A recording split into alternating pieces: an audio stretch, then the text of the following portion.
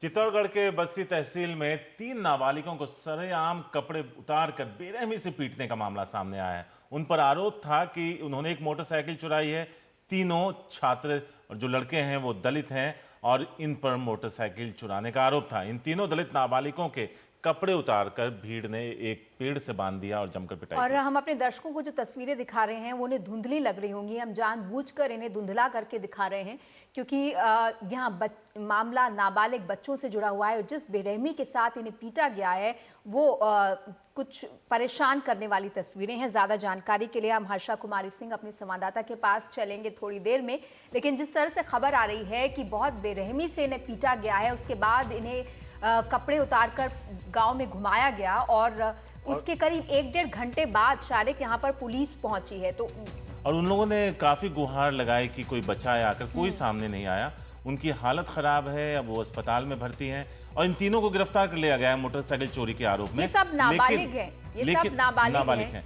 लेकिन एक सवाल और है कि जिन लोगों ने इतनी बेरहमी से पीटा उसके खिलाफ कोई मामला दर्ज नहीं। उसको यहाँ इन बच्चों के ऊपर मोटरसाइकिल चोरी का आरोप लगाकर इन पर केस दर्ज हुआ है। अगर इन्होंने कुछ गलत किया है तो कार्रवाई होनी चाहिए। ये जेल में तो नहीं जा सकते, लेकिन जुवेनाइल होम में इन्हें रखा जाएगा और वहां इन पर नजर रखी जाएगी। लेकिन सवाल ये उठता है कि क्या लोगों को हक है कि वो कानून को अपने हाथ में लेकर इस तरह से इनके साथ मारपीट करे? अगर किसी की जान पर बनाती, किसी की हालत बिगड़ जाती तो उसकी जिम्मेदारी किसकी होती? और अभी तक पुलिस ने इस तरह से कानून को अपने हाथ में लेने वालों पर कोई कार्रवाई क्यों नहीं की है?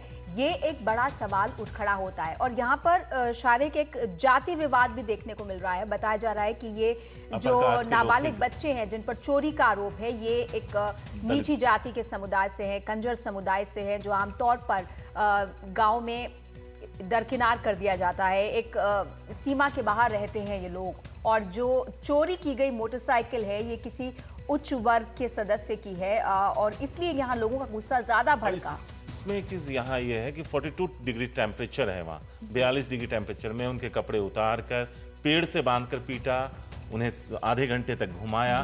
लेकिन पुलिस को ये नजर नहीं आया अभी तक। उन बच्चों को गिरफ्तार जरूर कर लिया गया है जो नाबालिग हैं, अस्पताल में भर्ती थे।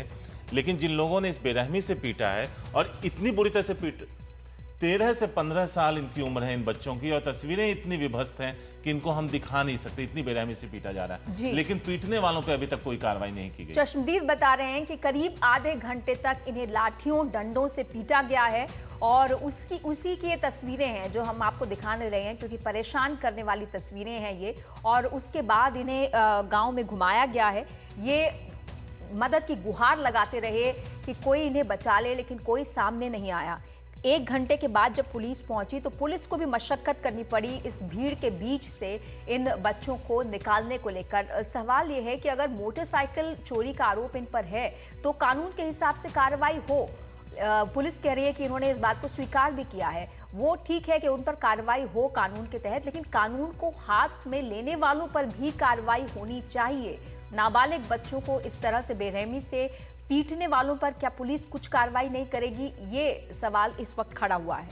लेकिन जिस तरह से अभी ये खबर मीडिया में है रिचा, जैसे हम तस्वीरें दिखा रहे हैं, उसके बाद उम्मीद ये की जानी चाहिए कि इस दरिंदगी की सजा कम से कम गिरफ्तारी से तो चुकानी पड़ेगी। और जो लोग इसमें शामिल हैं, जो बताया जा रहा है कि अपर कास्ट के लोगों ने इन दलित बच्चों की पिटाई की है मोटरसाइकिल चोरी के आरोप में, और पुलिस ने इन बच्चों को अपनी हिरासत में लिया है इलाज के बाद।